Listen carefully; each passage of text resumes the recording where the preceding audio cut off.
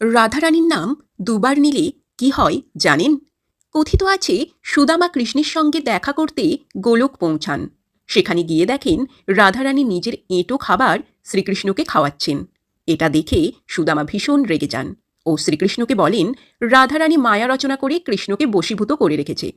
কৃষ্ণ কোনো উত্তর দেন না, হাসেন। তিনি সেখানে উপস্থিত গোপীদের দিয়ে একটি লীলা রচনা করেন। গোপীরা শ্রীকৃষ্ণের কথা মতো একসাথে রাধে রাধে বলে ওঠে। তখন সেখানে উপস্থিত একটি কীট সবার চোখের সামনে পুড়ে যায়। গোপীরা আবার রাধে রাধে বললে সেখানে থাকা একটি প্রজাপতিও মারা যায়। এতে সবাই ভয় পেয়ে যায়। কিন্তু গোপীরা তৃতীয়বার রাধে রাধে বললে সেই প্রজাপতিটি একটি ফুটফুটে বাচ্চা মেয়ের রূপ নেয়। সুদামা বোঝেন রাধা কোনো সাধারণ নারী নন।